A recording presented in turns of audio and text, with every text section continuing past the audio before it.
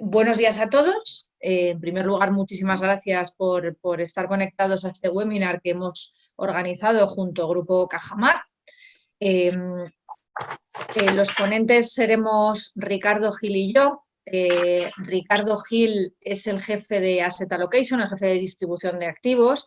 Es el que, bueno, pues el que se encarga un poco de ofrecer la visión oficial de la casa en cuanto a mercados, y también participa pues en todos los comités de producto, pues para dar un poco, nos contará él un poco más despacio, pero básicamente es, bueno, pues asignar en qué mercados estamos más sobreponderados, en qué sectores estamos más sobreponderados o menos sobreponderados, o sea, hacer un poco como la estrategia general de todas las carteras. Desear que todos estéis bien, tanto vosotros como vuestros familiares, en esta época tan complicada que nos ha tocado vivir, pero que bueno, que parece que ya se está empezando a ver la luz en unos sitios de España más que otros. En Madrid estamos aquí todavía un poco atascados, pero bueno, ya parece que todo va mejorando. Así que bueno, esperemos que sigamos esto, sobre todo para que las consecuencias económicas no sean tan pronunciadas como habíamos pensado. En la primera diapositiva tenéis el índice de cómo vamos a hacer hoy, de lo que vamos a ir viendo hoy en la reunión. Esta presentación la vais a tener, como veis es muy extensa, no vamos a ir slide por diapositiva por diapositiva porque es muchísima información. Trataremos de ir a los mensajes más claros y más básicos. Sobre todo nos hemos querido centrar esta vez en, bueno, Ricardo hablará un poco de lo que ha pasado en el mercado, os dará la visión que tiene TREA sobre la situación que estamos viviendo, y a continuación pasaremos a explicar lo que es la renta fija. Vamos a destripar, vamos a analizar un bono y vamos a ver qué variables utilizan los gestores para incluir estos bonos en las carteras.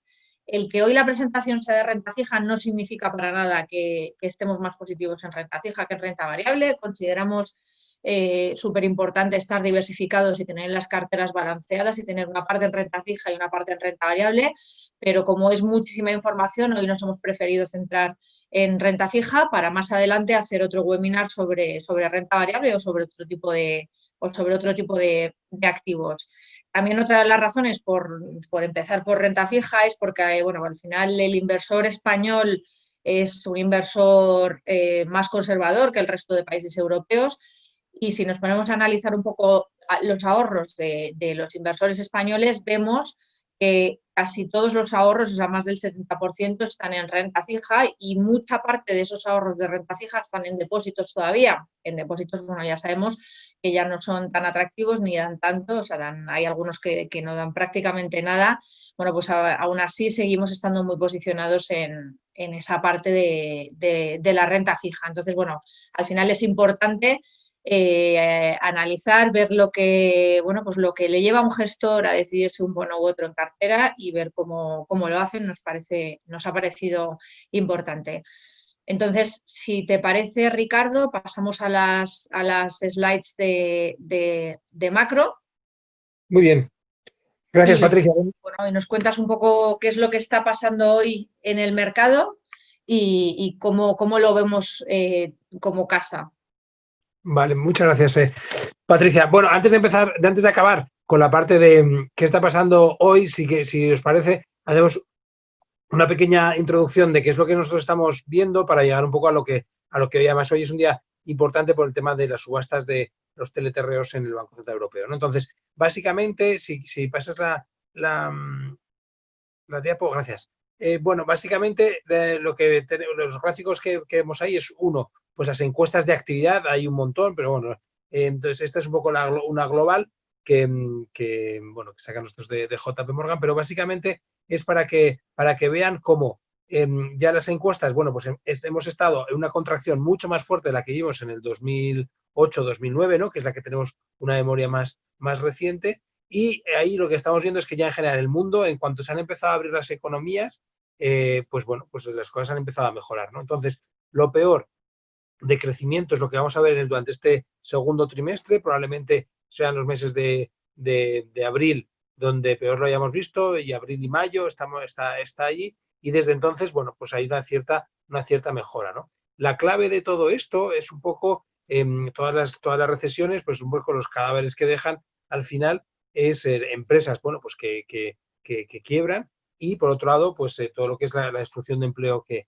hay, ¿no? Entonces, lo que sería destrucción de empleo, en el siguiente gráfico, lo que ponemos ahí es un poco en Estados Unidos, pues básicamente para que vean que gráficamente en lo que serían estos meses, desde febrero, pues se ha destruido todo el empleo que se creó desde la crisis, ¿no? Del 2008, 2009. Bueno, pues se ha destruido todo el empleo. Es verdad que su sistema es bastante más abierto en el sentido de que es mucho más fácil el despido y también la contratación. Y en Europa, sin embargo, pues ese ajuste todavía no lo hemos vivido. Lo hemos vivido en parte, ¿no? Que es un poco, sería la línea verde, en parte porque ya es lo que les comento, que hay como otros sistemas de lo que tenemos aquí en España en el ERTE, pero que en toda Europa pues tienen otro nombre, que se introdujeron hace poco, y básicamente lo que permiten es que no se reconozca todavía como desempleado, porque al final, bueno, pues siempre tiene la posibilidad de volver a entrar al mercado de trabajo, ¿no?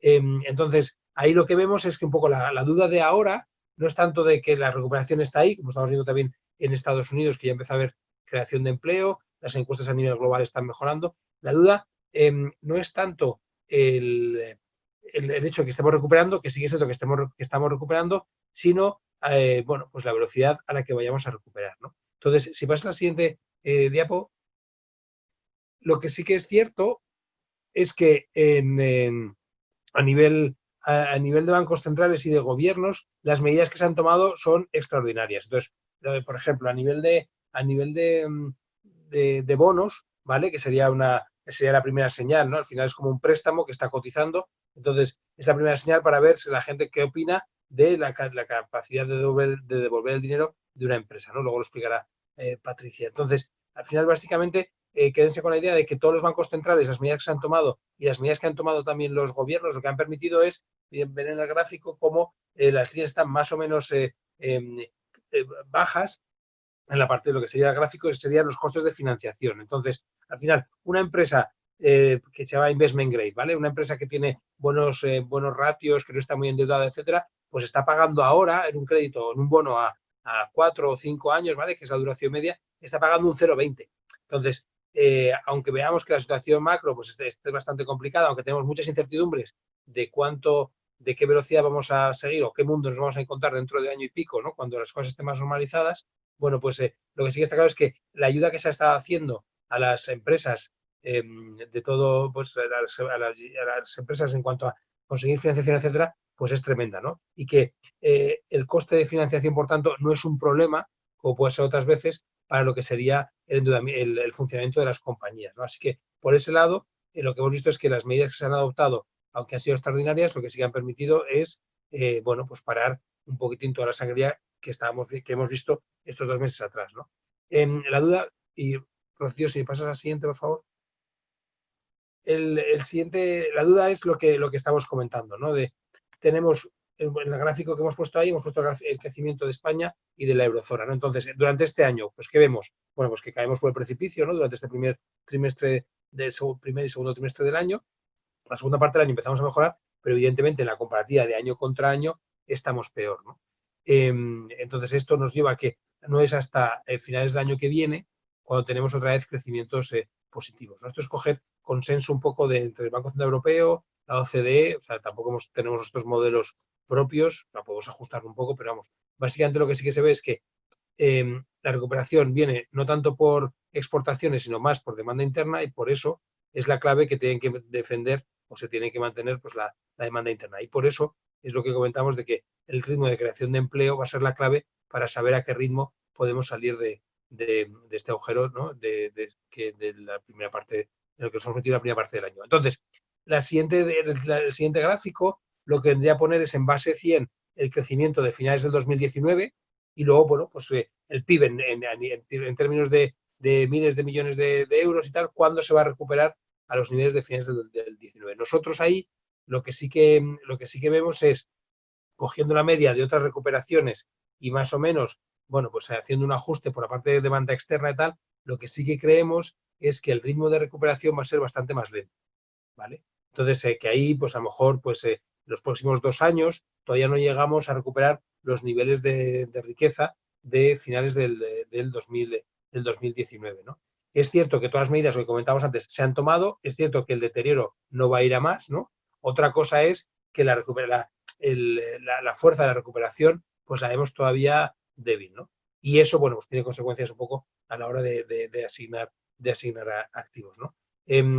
La parte de la que se está tomando es sobre todo tratar de conseguir primero que a las compañías les llegue el crédito, ¿no? Sobre todo los créditos ICO, pero que a nivel europeo pues también tienen otras formas de distintos gobiernos de avalar a los créditos. Y hoy, por ejemplo, les comentaba al principio, hoy hay una subasta del Banco Central Europeo que lo que va a dar es a todos los bancos que vayan a pedir dinero, les va a dar el dinero que pidan y además se lo va a dar primado, en el sentido de que si lo devuelven en un año, les pagan un 0,5% por todo el dinero que pidan y además, bueno, con una serie de condiciones en cuanto a los que tienen que dar créditos a la economía real, etcétera. Pero al final, quédense con la idea de que lo que se está esperando hoy, la cifra saldrá, pues de, no sé, pero vamos, se está esperando que salga como 1 trillón de estos ingleses, ¿no? 1 trillón, 1,5 trillones, que son como nuestros billones españoles.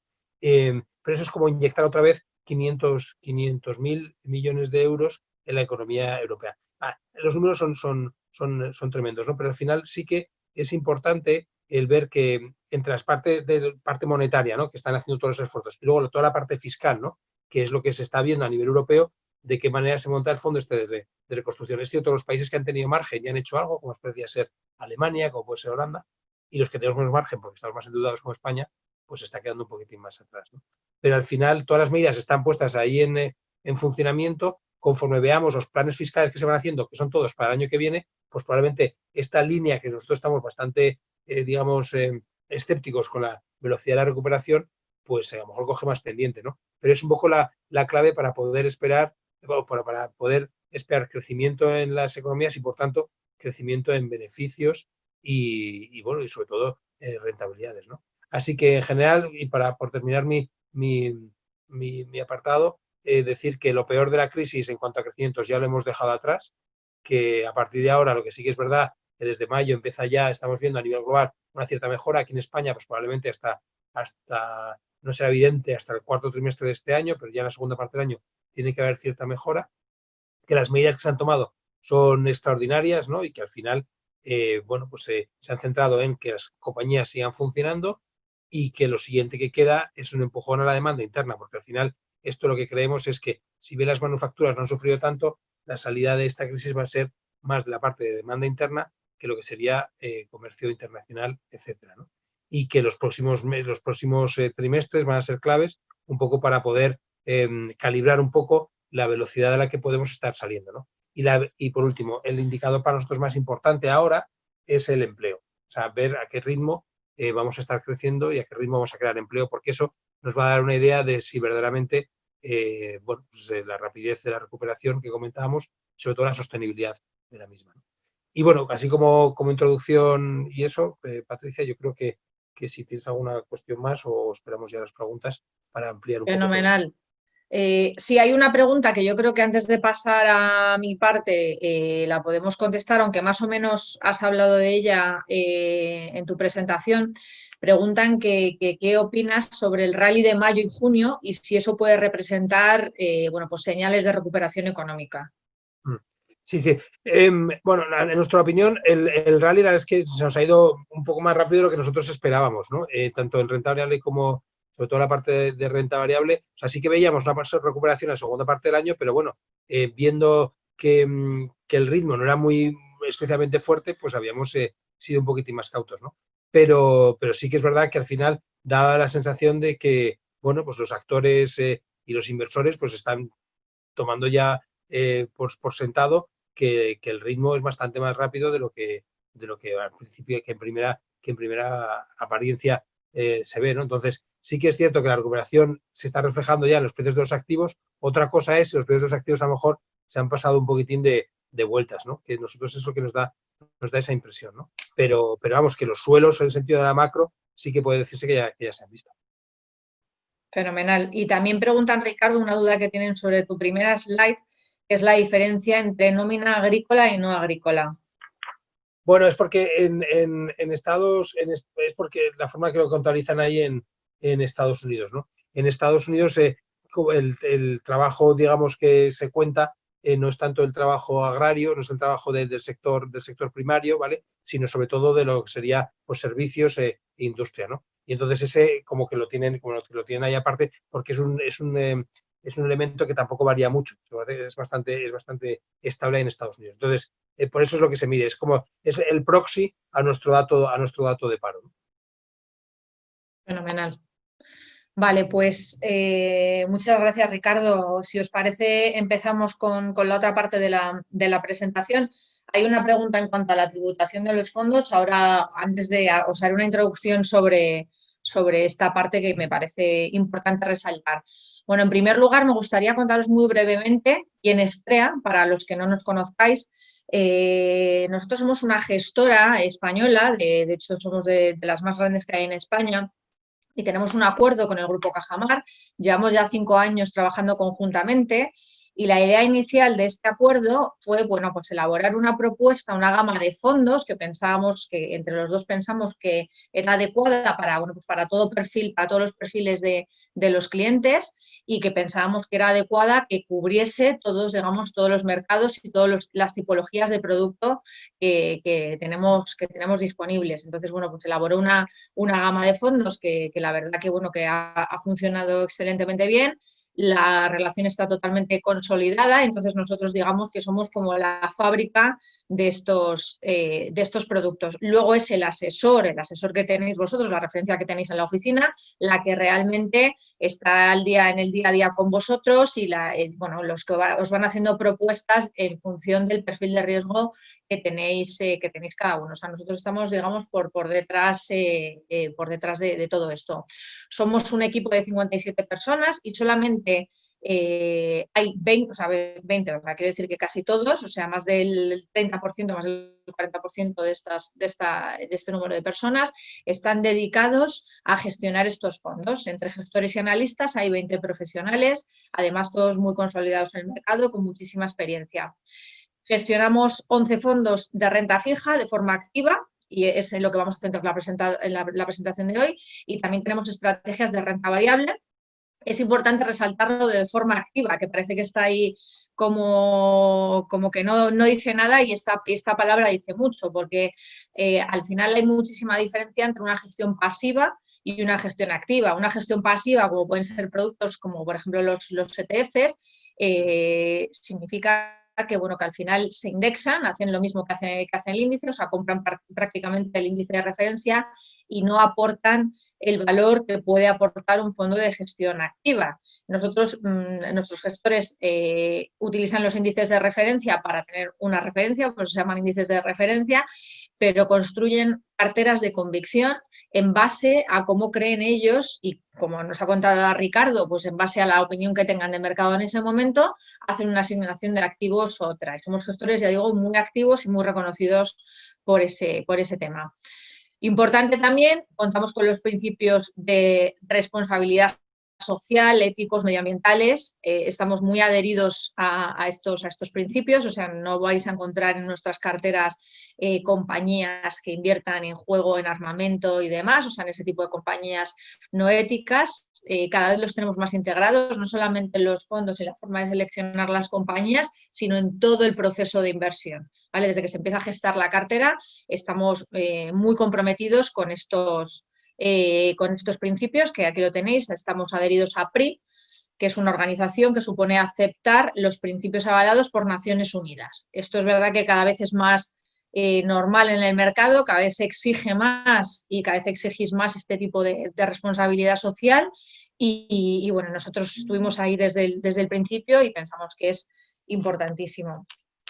Voy a empezar un poco con la pregunta, ya si nos vamos a la parte de renta fija. Antes de empezar a analizar lo que es un bono, voy a contestar a la pregunta que teníais sobre la fiscalidad de los fondos de inversión. Es súper importante, digamos que es una de las grandes ventajas que tiene un fondo de inversión. Si tenéis un fondo de inversión y queréis hacer un traspaso porque no os guste el fondo, porque no vaya bien, porque queráis más riesgo, menos riesgo, por lo que sea, y hacéis un traspaso entre fondos, eso no tributa fiscalmente. Ya digo que es uno de los grandes beneficios de los fondos de inversión hecho que no se refleja en otros activos como pueden ser las acciones o directamente invertir en bonos. ¿Tributan en algún momento? Sí, cuando realizamos esas ganancias. Si tenemos plusvalías y vendemos un fondo y hemos tenido plusvalías en ese fondo, va a ganancia patrimonial y tributa pues, como cualquier otro activo, como cualquier otra ganancia patrimonial por los tramos que todos conocemos, ¿vale? Pero solamente vamos a tributar fiscalmente cuando reembolsemos el fondo en el caso de haber tenido plusvalías. Si no queremos sufrir esa tributación, tendremos que hacer traspasos entre fondos. En vez de reembolsar el fondo, haremos un traspaso entre fondos. En el caso de tener plusvalías, si tenemos minusvalías, entonces no es relevante. Dicho esto, nos vamos a meter en el análisis de, si pasamos a la siguiente diapositiva, vamos a meternos en el análisis de lo que es la renta fija. La renta fija está compuesta por bonos y los bonos son simplemente deuda o de una empresa o de un Estado. Al final, bueno, pues hemos visto cuando estamos en épocas como las de ahora, en la que el Estado para financiar nuevos proyectos necesita financiación, emite una deuda, emite una serie de deuda y gracias a eso consigue esa financiación y nos tienen que pagar por eso un tipo de interés. Y lo mismo con las empresas, o sea, una empresa, imaginaros que quiere una empresa, bueno, pues comprar otra empresa, que quiere crecer en el extranjero, cualquier proyecto que nos podamos imaginar sobre el crecimiento de una empresa. Lo mismo, emite deuda y digamos, los inversores o los clientes compran esa deuda, la empresa les paga un tipo de interés por haber comprado esa deuda. Entonces todos salimos beneficiados, la empresa porque se está pudiendo financiar y los inversores porque al final están obteniendo un cupón de esa deuda que han comprado de una empresa.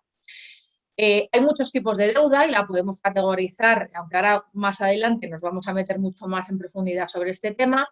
Puede ser por tipo de emisor, ahí tenemos la deuda de gobiernos, que es la deuda soberana, puede ser de mercados desarrollados o de mercados emergentes. Cuanto más riesgo tiene la deuda, más tipo de interés nos pagará. Es decir, si invertimos en un país desarrollado, pues como Estados Unidos o como algún país de la Unión Europea, tendremos un tipo de interés menor porque esa deuda es mucho más segura, entre comillas, dependiendo también de la época. Sin embargo, si invertimos en un país emergente, ahí nos pagarán una prima mayor porque al final estamos asumiendo más riesgo. Entonces, cuanto más riesgo asumimos, más nos pagan y más posibilidades hay también de tener algún problema con ese bono. Por calidad crediticia, ¿qué significa investment grade? Que lo vemos todos los días, ese tipo de conceptos. Bueno, pues investment grade es alta calidad, es deuda de empresas de alta calidad. Ya sabéis que las agencias de rating, las agencias de calificación crediticia, dan una calificación a las empresas en función de la opinión que tienen sobre esas empresas, también a los gobiernos. Si es AAA, es que no tiene riesgo, es que esa agencia de calificación crediticia no ve riesgo en ese bono. Luego tenemos la deuda high yield, que por debajo de BBB ya significa que son bonos que pagan una prima más alta, o sea, pagan un tipo de interés más alto, pero que sí que pueden tener algún tipo de problema, pues porque la agencia de calidad crediticia no lo ve.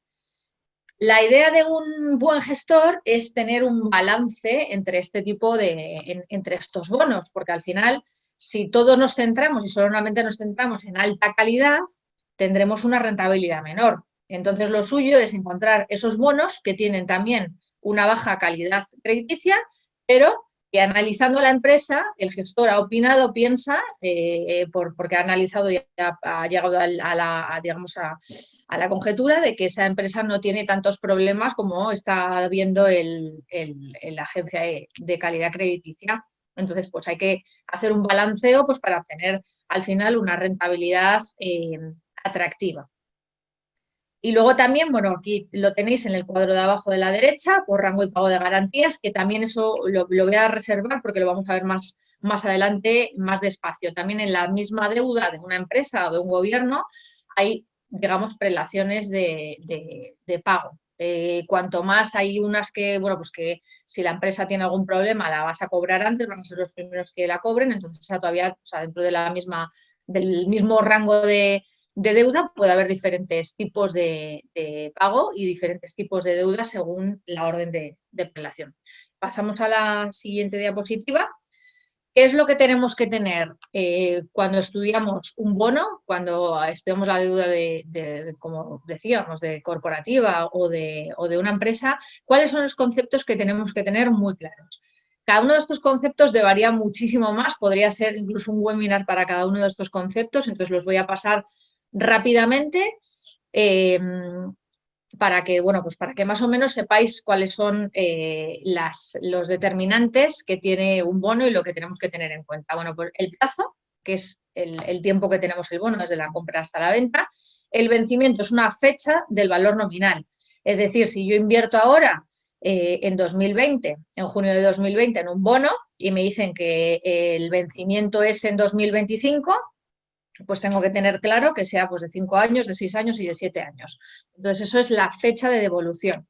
El valor nominal es la cantidad de dinero que se presta al emisor, lo que yo invierto. O sea, yo como cliente es lo que yo invierto, cuánto estoy poniendo para esa parte de deuda. El cupón. Hay bonos que me pagan un cupón, que me pagan un porcentaje. Hay otros que son cupón cero, que me pagan toda la rentabilidad al final de la vida del producto, pero estos nos los pagan de forma semestral, de forma anual, de forma trimestral. Hay diferentes tipologías. Y calidad crediticia, eso os lo acabo de explicar ahora mismo. O sea, la calidad crediticia mide la capacidad de pago del emisor según lo que piense la agencia de rating, que puede ser de alto grado de inversión, que esa tiene bajo riesgo, o puede ser un bono de alto rendimiento o high yield, que seguro que habéis oído más el concepto de high yield. La TIR, ¿qué es? La rentabilidad media analizada. En realidad, estas siglas significan tasa interna de retorno, pero al final es el tipo de interés del bono, la rentabilidad que me va a dar ese bono de forma periódica. La duración, para este concepto sí que necesitaríamos bueno, pues muchísimas formaciones. La duración es, al final, para resumirlo, es la sensibilidad que tiene un bono ante los movimientos de tipo de interés. Y se mide también en años. Al final es, bueno, pues lo veríamos también como, para que lo entendáis de forma resumida, serían los vencimientos de todos los bonos que componen una cartera. ¿Vale? Sería más o menos la media. A mayor duración, algo más de riesgo. A menor duración, menos riesgo. También esto depende de las perspectivas que tenga el gestor en cuanto a los tipos de interés. Si el gestor piensa que los tipos de interés van a subir a largo plazo, pues intentará no tener una duración muy alta, porque estamos viendo que, bueno, están preveyendo que los tipos suban. Entonces, tendrán una duración mucho más corta. Y el precio es lo que vale el bono, lo que vale el bono en el momento de compra, que ahora veremos más adelante cómo fluctúan esos precios de los bonos. O sea, la primera regla de la renta fija es que la renta fija no es fija, no es fija. Al final también fluctúa, no tan deprisa ni tan rápido como puede fluctuar una compañía en renta variable, que son unos movimientos mucho más rápidos. Si es una deuda más, digamos, más segura, con una alta calidad crediticia, esa volatilidad será mucho menor, pero también el precio se moverá. Y aquí tenéis en esta diapositiva un ejemplo de valoración del bono, de valoración de un bono. ¿Qué pasa? Aquí vemos bueno, pues que se puede comprar al precio. Vamos a poner que una empresa emite bonos de 1.000 euros a 3 años. Aquí vemos cómo funcionaría el cobro de cupones, que veréis que serían, bueno, pues si esa rentabilidad, si esa TIR fuese del 4%, sería anualizada, pagado en periodos, en este caso son trimestrales, pero ya digo que podrían ser semestrales, anuales o a vencimiento, ese cobro de cupones. En este caso la TIR sería del 4%. Luego vemos otra opción, que es en el caso de que comprásemos el bono a descuento, o sea, lo compraríamos por debajo de su valor nominal. Entonces ahí la TIR sería superior y ganaríamos más dinero, y eso es digamos, bueno, pues la clave de un buen gestor, que al final detecte esos bonos que nos van a pagar una TIR interesante, pero que presenten un descuento. O sea, al final, por ejemplo, en esta época, en la época en la que estamos ahora, hemos visto que la renta fija está mucho más atractiva de lo que estaba hace unos meses o hace un año, sin ir más lejos, precisamente porque me dicen que no están viendo la diapositiva. ¿Veis? ¿Hay alguno más que esté teniendo problemas ahí al no ver la diapositiva? Yo sí que la veo perfectamente. Bueno, entonces no se ve. Nos dicen que no se ve. Esta, a ver, tampoco, no la ve nadie. A ver, vamos a poner la anterior un momentín, a ver si esa se ve. A ver, ¿esta la veis? La de características principales de un bono. Esta sí. Y esta no la veis. Esta que es ya de lo que estoy hablando del cupón del bono no se ve. Bueno, pues qué raro. Bueno, pues os mandaremos, como esta presentación la vais a tener, eh, os la mandaremos, ¿vale? No sabemos cuál es el problema que puede estar habiendo. Bueno, el caso es, o sea, aquí en esta diapositiva tenéis unos gráficos con el ejemplo de valoración de un bono en 3 escenarios, en el escenario en el que el bono se compra a valor nominal, a valor de 1.000, y en las siguientes y cómo se van, digamos, teniendo y obteniendo esos cupones. En el segundo caso, en el segundo gráfico, veréis el descuento, o sea, un bono comprado a descuento. Y en el tercer ejemplo, que la prima es valor al valor nominal. A ver si lo veis ahora, que hemos cambiado un poco.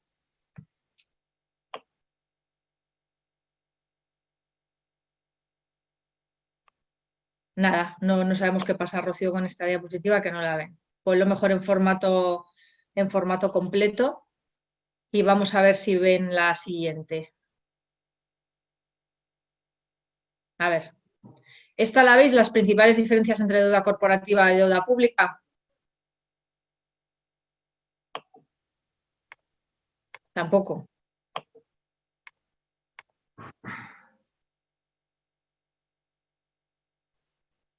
No se ven. No sé qué ha pasado que no se ven. Bueno, vamos a poner otra vez la presentación. Mientras Rocío la pone, yo voy a seguir un poco, ¿vale?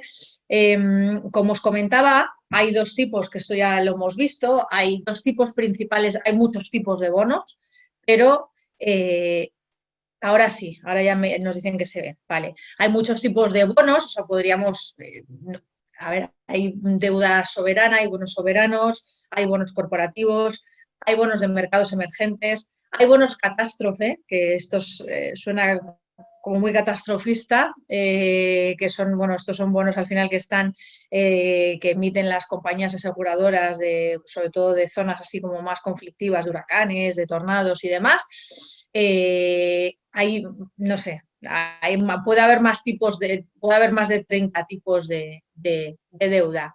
Pero digamos que la básica, la fundamental y en la que creemos que hay que centrarse, bueno, pues porque al final entendemos todos mucho mejor y es mucho más, bueno, pues menos arriesgada y demás, es la deuda pública y la deuda corporativa. Dentro de la deuda pública también tenemos más y menos arriesgados, así nos vamos, como decía antes, si nos vamos a un país desarrollado, a una de las primeras potencias, como puede ser Estados Unidos, como puede ser Alemania, pues tendremos un riesgo muchísimo más bajo.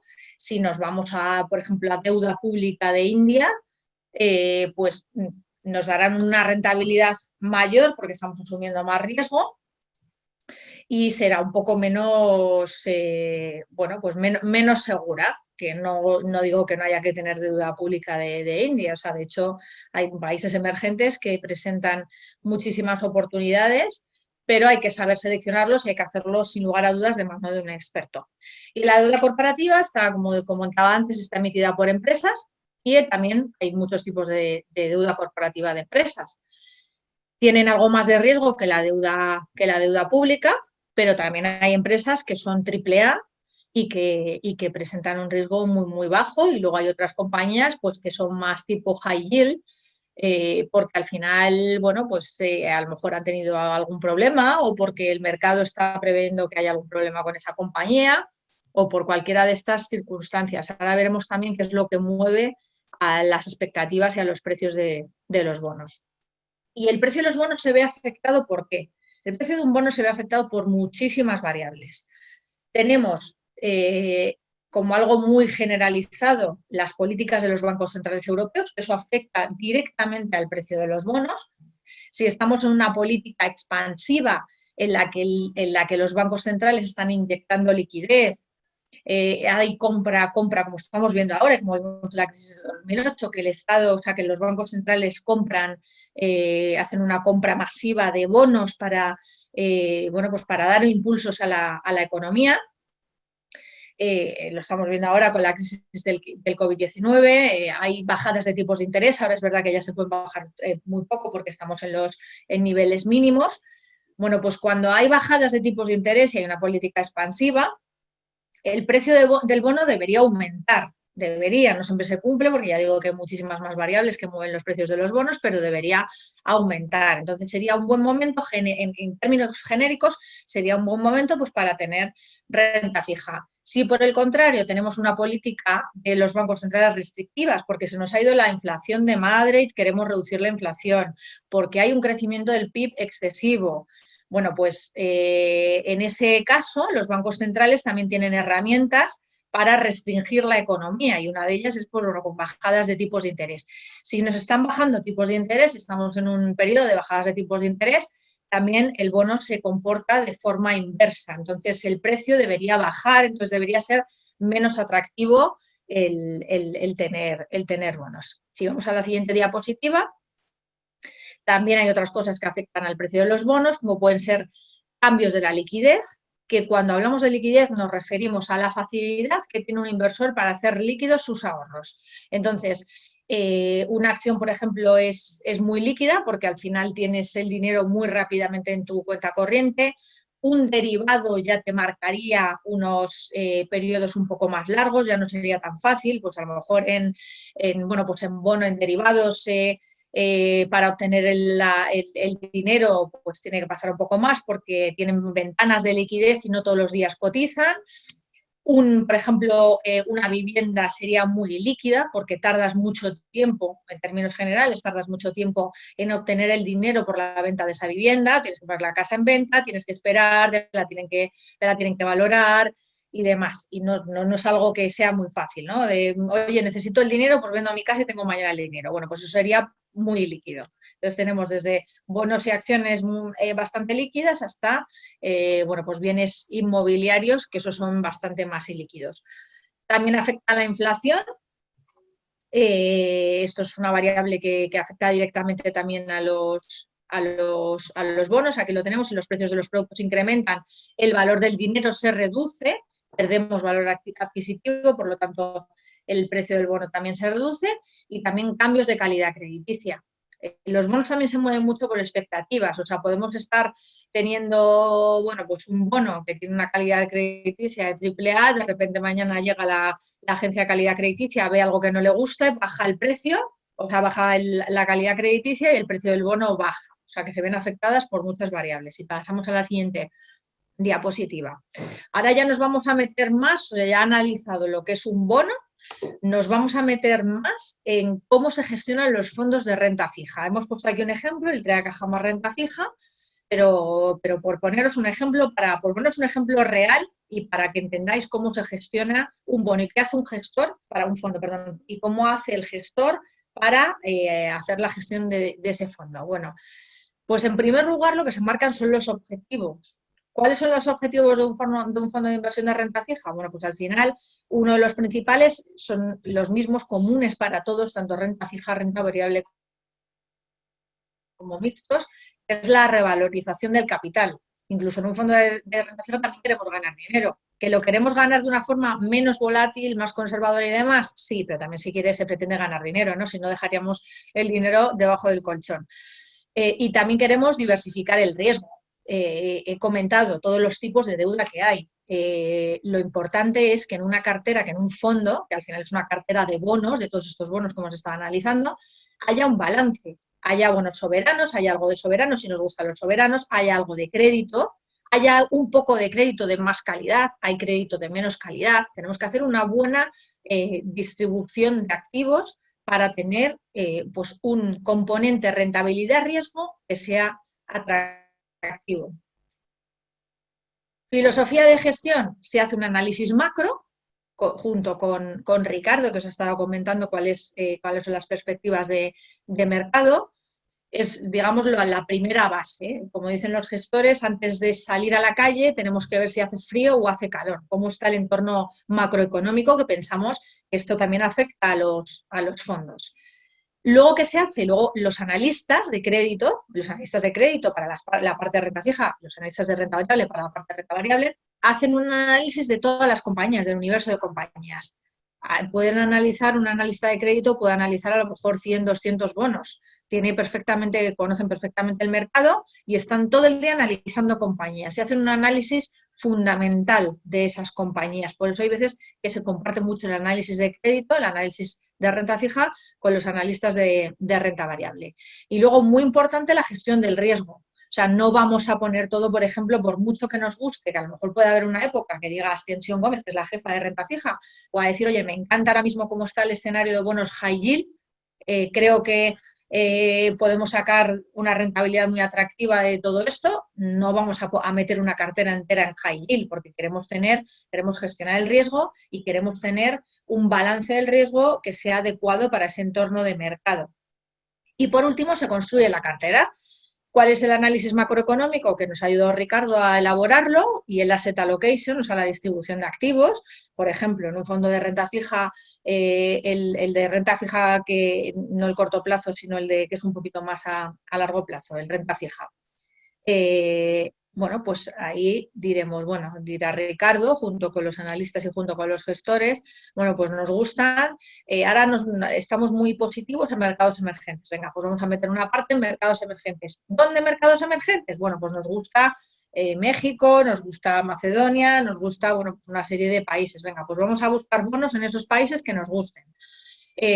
Así hasta que lleguemos a una cartera de una serie de títulos y que ya estemos contentos con esa cartera. Es muy importante la flexibilidad. ¿Qué significa la flexibilidad? Bueno, pues que si llega una época mala, que sepamos reducir el riesgo en función de lo que nos requiera el mercado. Aquí tenéis la composición de la cartera, que puede ser, bueno, pues que al final se mide también por muchas variables. Veis aquí que ahora vamos a ver un poco más adelante, bueno, pues que hay una parte que está en subordinados, otra en deuda, en deuda secure, una parte en liquidez, o sea, se divide la cartera en función de qué tipo de deuda, en qué tipo de deuda está. Luego también habría que medir la duración que os he explicado antes, que es la sensibilidad ante los movimientos de tipo de interés. Pues habrá unos bonos que estén en duración en el rango 1,3, habrá otra serie de bonos que estén en el 3,5, otra en el 7,10, e incluso en algún bono específico, pues en duraciones de más de 10 años. Luego también calificaremos la deuda en función de si está en financiero, si está en gobierno, si está en industria, etcétera, o sea, en qué tipo de deuda está esa cartera. Y luego también, que también hemos hablado mucho de esta parte, ¿en qué rango de calidad crediticia nos vamos a mover? Pues desde BBB, desde AAA, o sea, veis que tenemos una diversificación bastante amplia en cuanto a también en el tipo de deuda en el que estamos en cada momento. Y luego la divisa, que es al final, bueno, pues ¿dónde está? Los bonos los estamos comprando en euros, en dólares, ¿en qué moneda los estamos? Bueno, pues veis que en el caso del TREA Cajamar Renta Fija, la mayor parte de la cartera está en euros, el 95% de la cartera, pero sí que tenemos una pequeña apuesta por el dólar, que veis que está en un 5%. Vamos a la siguiente diapositiva. Aquí tenéis el equipo. Este es el equipo responsable de los fondos de inversión de renta fija de TREA Cajamar. Tenéis aquí digamos, a la líder del equipo, que es la jefa de renta fija, que es Ascensión Gómez.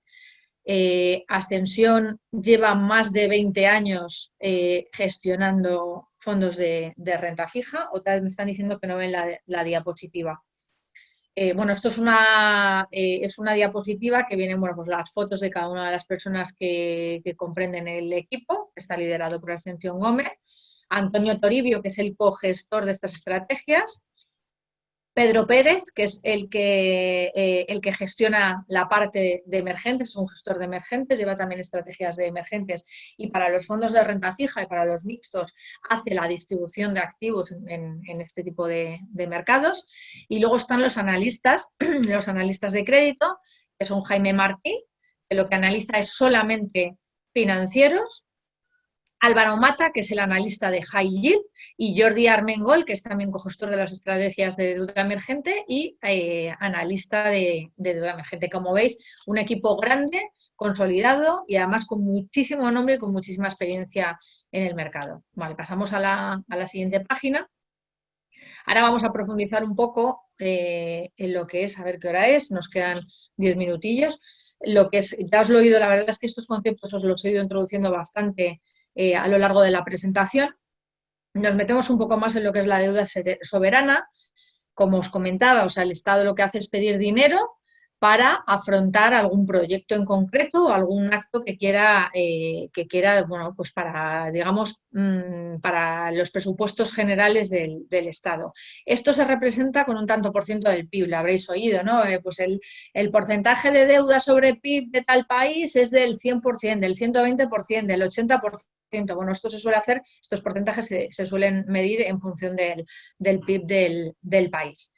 Y son sobre todo, bueno, pues para financiar gastos ordinarios. O sea, imaginaros, bueno, pues ahora para, yo qué sé, os pongo el ejemplo de la crisis sanitaria. Para financiar a lo mejor hospitales. Han tenido que construir hospitales. Tenemos el caso en Madrid, por ejemplo, de IFEMA, o sea, que se construyen nuevos proyectos de forma muy rápida. Bueno, pues para eso seguramente se haya tenido que financiar el Estado. O sea, al final, o para construir más colegios, para construir más hospitales, más carreteras, o sea, para cualquier proyecto que os podáis imaginar, bueno, pues para eso el Estado necesita deuda.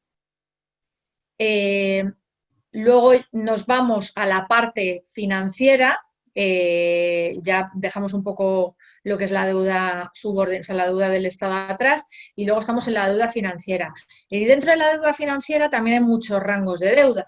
Tenemos los cover bonds, que se conocen también como cédulas hipotecarias, MBS, ABS y demás, que esto significa que tienes un colateral detrás, o sea, si hay algún problema con el bono, al final, bueno, pues tienes una parte que está asumiendo, digamos, ese riesgo, y esos, si hubiese algún problema con el banco, con la compañía, si hubiese algún problema, serían los primeros en cobrar, o sea, son los bonos más seguros que hay, ¿vale? Dentro de la deuda financiera de un banco, por ejemplo.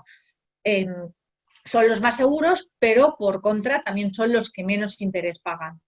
Luego tenemos la deuda senior, que sería el banco el que haría frente a esas responsabilidades. Esa deuda también está, digamos, en el rango más alto, por lo tanto también el interés puede ser algo menor. Y luego ya nos vamos a la deuda subordinada, que ahí está primero subordinado, por eso se llama deuda subordinada, a que el resto de creadores cobren, como es el caso de los cover bonds y de la deuda senior. Luego ya nos iríamos a los bonos convertibles, que los bonos convertibles son bonos que tienen una opcionalidad de convertir el dinero del bono en acciones. Estos, bueno, pues han salido en los últimos años, es un concepto algo nuevo en el mercado. Y luego, por último, el que digamos, el último en cobrar sería pues el tenedor de acciones. Por eso las acciones son más volátiles, pero también, bueno, pues la rentabilidad obtenida puede ser mayor. Si nos vamos a la siguiente diapositiva, esto, sobre todo, es en qué se fijan nuestros gestores y nuestros analistas para analizar el crédito de una compañía. Os he dicho, os he comentado antes que es principalmente análisis fundamental. Al final, el analista coge la compañía, destripa la compañía, mira a ver cómo tiene todos los ratios. Si la compañía está, esto es el ejemplo de high yield, pero sería el mismo caso para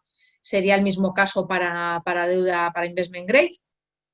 Se vigila un poco cuál es la evolución del endeudamiento de la compañía, cuál es la liquidez para repagar la deuda, si genera o no genera flujos de caja y a qué niveles esa compañía, y sobre todo las perspectivas que tiene que tiene la compañía a futuro, qué estrategia está llevando, si el equipo gestor que gestiona la empresa es solvente o no, cómo está su balance, la transparencia que tiene esa empresa a la hora de emitir la información, o sea, se miran muchos variables y las condiciones de mercado, ¿vale? Esto sería, bueno, pues en las variables que se fijaría un gestor. Si pasamos a la siguiente diapositiva, aquí tenéis un ejemplo de una emisión en high yield, que en este caso es NH Hoteles, que bueno, que es verdad que ahora, bueno, los hoteles se han visto muy afectados por esta crisis sanitaria porque han estado totalmente cerrados, pero bueno, las perspectivas a largo plazo no siguen, o sea, siguen siendo buenas.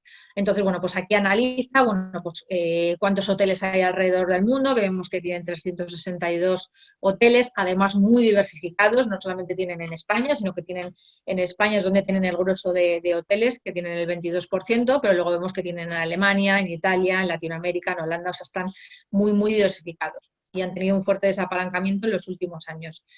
Razones para invertir, esto sería el resumen del resumen del resumen de lo que finalmente miraría el analista y por lo que decidiría o no invertir, ¿vale? Pero que los análisis de todas estas compañías son muchísimo más extensos.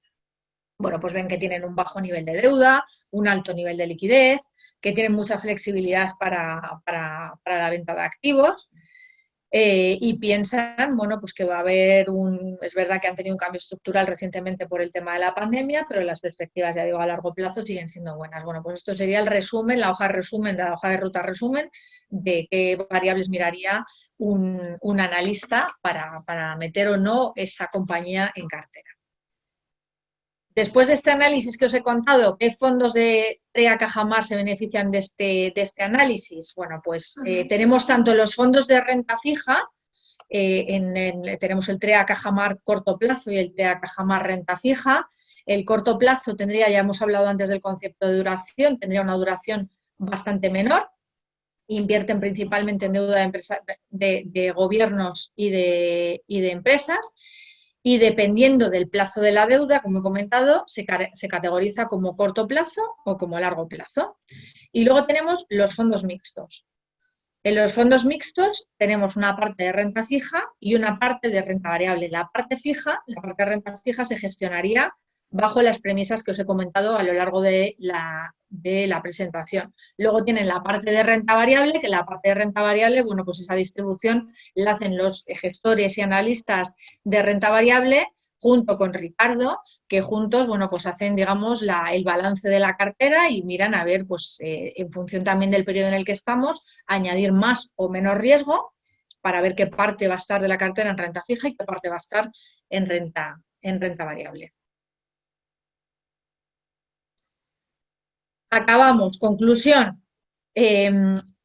Bueno, pues quería sobre todo demostraros y comentar con vosotros que al final, para la construcción de una cartera de renta fija, hacemos un análisis muy exhaustivo tanto de las empresas como del mercado, que un fondo de inversión en renta fija nos da liquidez porque son elementos muy líquidos y además con un balance de los activos, con una composición de los activos muy diversificada.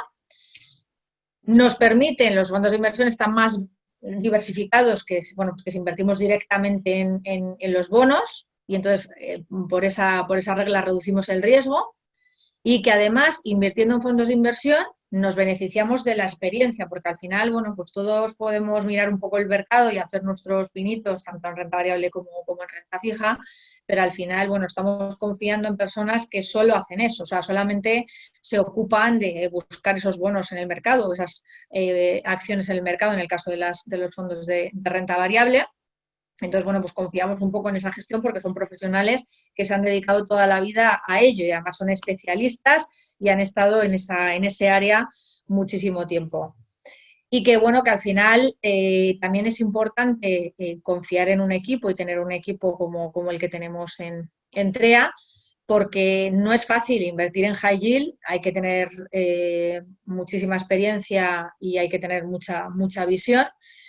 nos aporta un valor añadido, también como invertir, por ejemplo, en subordinados financieros, que recordamos que era bueno, pues una parte, digamos, menos cubierta con menos prevalación de cobro por parte del banco, y necesitamos también tener un experto en esa parte.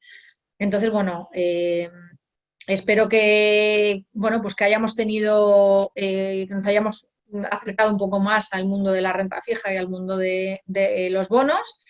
Ahora vamos a estar un ratito, tenemos unos minutos para preguntas, o para mí o para Ricardo. Veo que aquí hay bastantes, ahora miraré, intentaremos contestaros a todas, y si no, bueno, pues ya sabéis que podéis contactar con vuestra persona de referencia en Cajamar, y os contestarán, os mandarán la presentación y todo lo que sea necesario.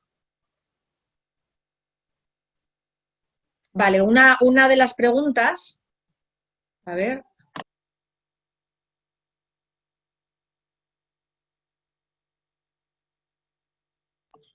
Una de las preguntas es con respecto a la tributación de los fondos. Nos preguntan si cuando vendes finalmente tributa la plusvalía desde la primera adquisición o desde el primer cambio de fondo. Es desde la primera adquisición, desde la primera. O sea, al final eso se va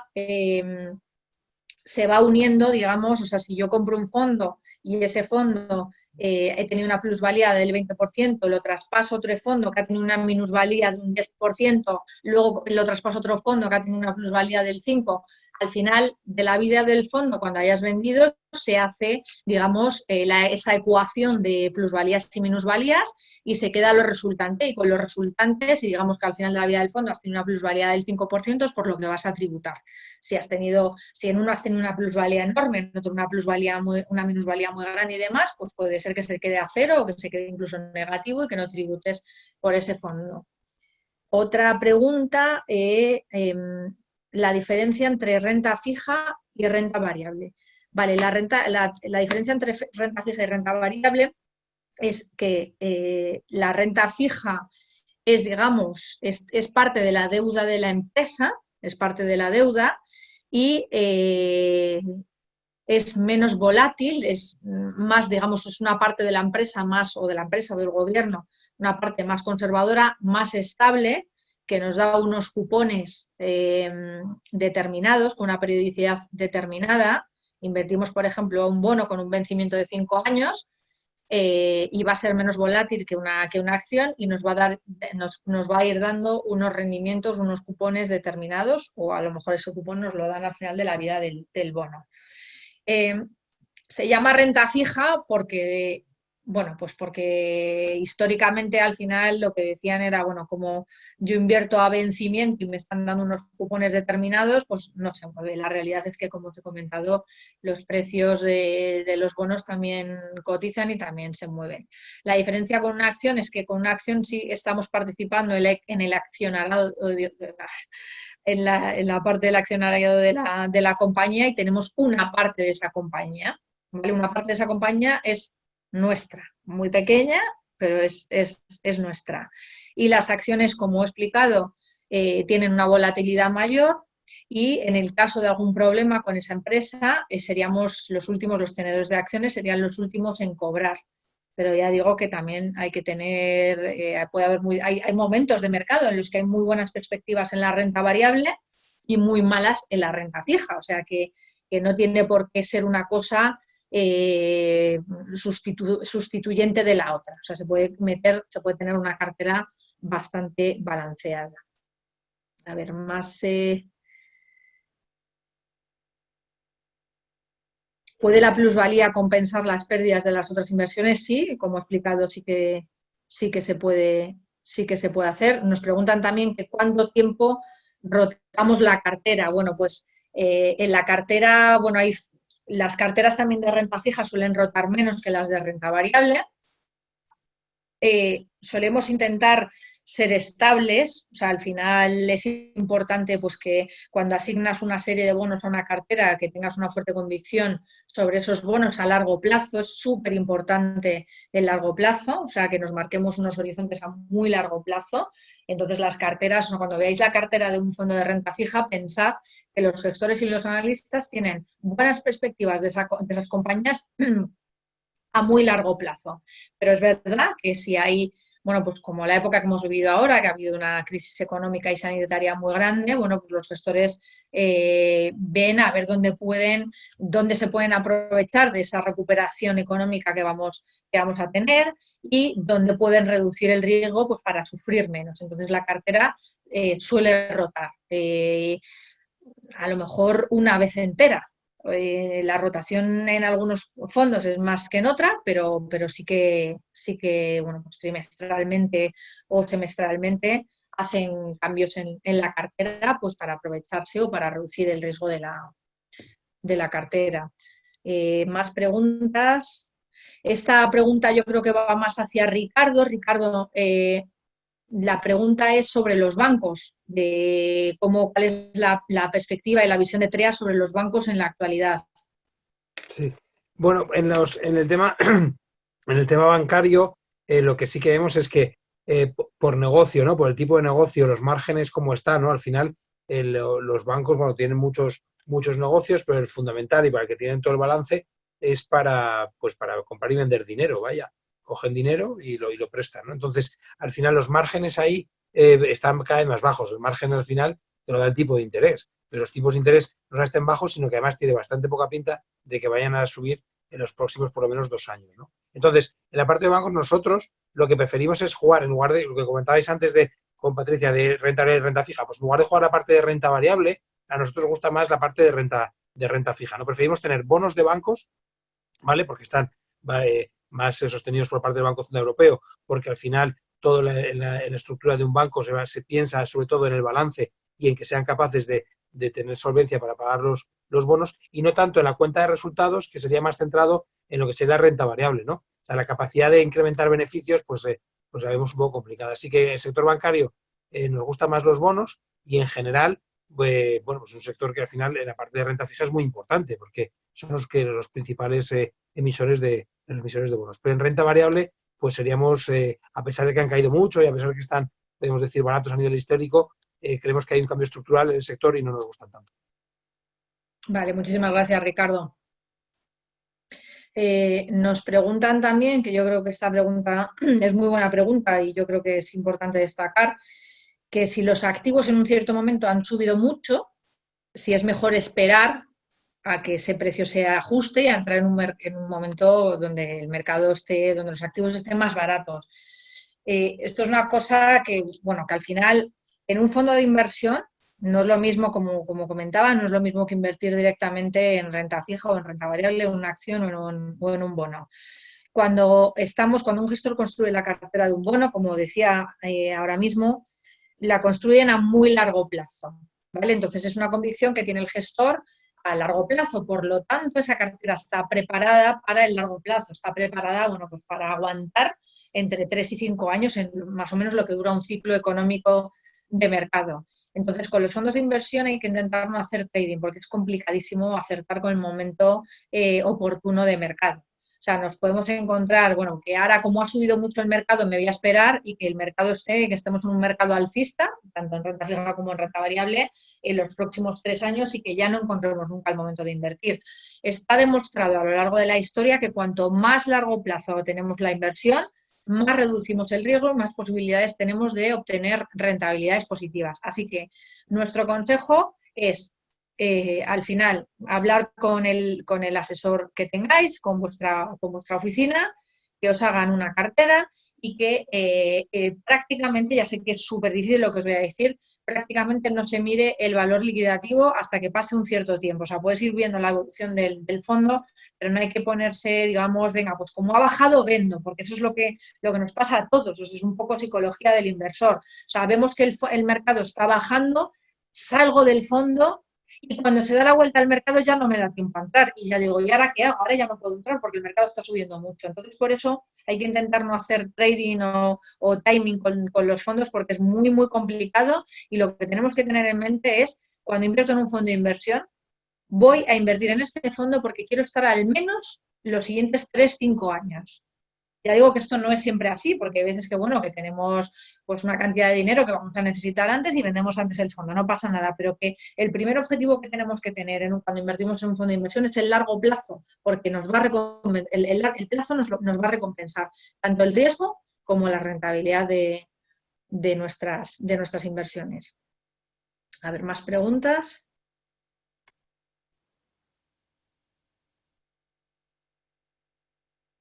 ¿Qué relación hay entre fondos de inversión y fondos buitre? Son totalmente cosas muy diferentes. Un fondo buitre suele ser una parte del private equity y lo que intentan es invertir en compañías que estén a punto de quebrar, que estén en plena reestructuración. Entonces es un tipo de inversión, bueno, pues que a algunos inversores les gusta, el riesgo que se asume es altísimo porque estás comprando y estás apostando por empresas que están incluso más bajas que high yield, incluso mucho más bajas, que están en plena reestructuración. Te puede salir muy bien esa inversión y que, bueno, pues que esas compañías, gracias a ese fondo, empiecen a tirar, porque esos fondos suelen ayudar bastante al management de la compañía, a la gestión de la compañía, pero presentan muchísimo riesgo. Nosotros no tenemos fondos buitre. Además el nombre, vamos, es muy gracioso. Eso es como lo de los bonos basura, fondos buitre. O sea, lo leemos de tal forma que decimos, voy a ver quién es el guapo que invierte ahora en este tipo de fondos solamente con el nombre que tienen. Tienen muy mala prensa.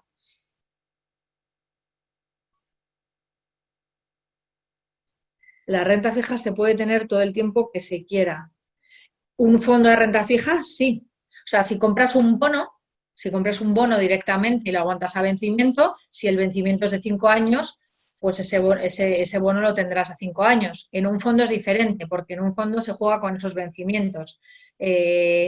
Los venden antes de tiempo, compran otros, o sea, hacen una cartera que van todo el rato en el momento que un bono va a vencer, cogen ese dinero y lo invierten, o sea, lo siguen reinvirtiendo.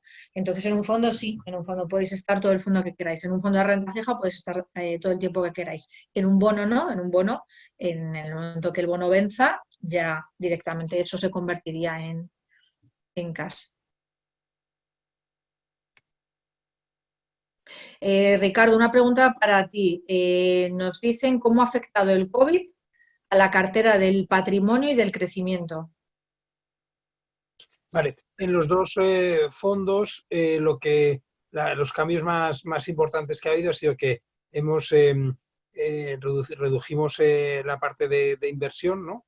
Cuando empezaron las caídas y estamos en un nivel de inversión que sería más bajo de lo que tradicionalmente sería, ¿vale? Por ejemplo, en el crecimiento estamos en torno al 37-38% de renta variable, cuando lo normal, en una situación normal estaremos al 50%, y en el patrimonio estamos al 10% en renta variable, cuando lo normal pues podría estar más cercano al 15-20%, ¿no? Entonces, la primera ha sido que el nivel de riesgo de la cartera lo hemos tratado de bajar, o por lo menos de acotar. Luego, otra de las cosas que también hemos hecho en lo que sean las carteras es que a nivel sectorial pues hemos quitado sectores más expuestos a la parte de consumo. Todo lo que sería alimentación, todo lo que sería la parte de viajes, etcétera, pues eso lo hemos ya desaparecido de la cartera y estamos más centrados en lo que sería tecnología y en lo que sería farma.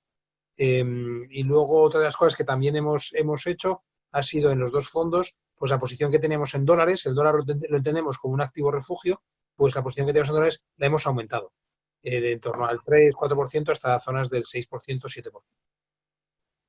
Fenomenal, gracias. Y hay otra pregunta como he hablado que al final cuando inviertes en un fondo de inversión tiene que ser a largo plazo y que nos tenemos que marcar mentalmente un periodo entre 3 y 5 años, nos preguntan si pasados esos 5 años habría que cambiar de fondo. No necesariamente, o sea, al final ya digo que un gestor construye la cartera en base a un ciclo económico, ¿no? En base a lo que piensa que va a pasar en el mercado o a la convicción que tenga en ese momento del mercado para los próximos 3-5 años. Pero eso sigue, o sea, eso es hoy.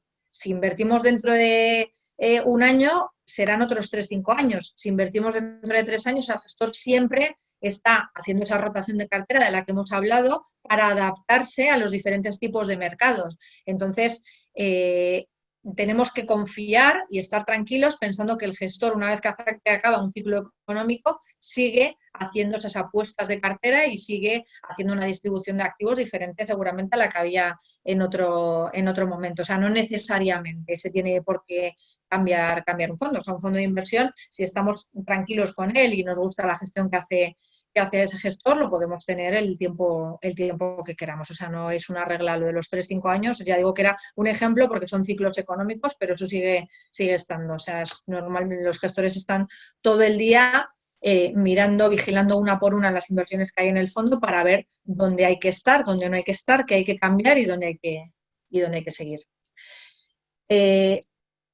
Bueno, yo creo, bueno, ya son las 11:15, hemos estado ya 1 hora y cuarto, creo que vamos a ir despidiéndonos. Creo que hemos contestado todas las preguntas. Si se ha quedado alguna en el aire, que bueno, que es difícil ver todas, os podéis poner en contacto con vuestro contacto en Cajamar, Grupo Cajamar. Daros las gracias a todos. Yo espero que esta sesión os haya servido. Como hemos dicho, haremos más y la haremos cada una dedicada a una parte de los activos, una parte del mercado. Intentaremos que la siguiente sea más enfocada hacia renta variable. Bueno, pues espero que os haya servido, que hayamos aclarado algo, cómo vemos el mercado, lo que va a pasar en el mercado. Y nada, bueno, pues desear que estéis todos bien, que empecemos a disfrutar de esta recuperación que parece que poco a poco ya se va dando. Y muchísimas gracias también a Cajamar por contar con nosotros en el webinar de hoy y por trabajar juntos como trabajamos, que trabajamos fenomenal. Y nada, un saludo a todos. Gracias Ricardo. Perdón, gracias Patricia y gracias por las preguntas. Gracias a todos. Hasta luego.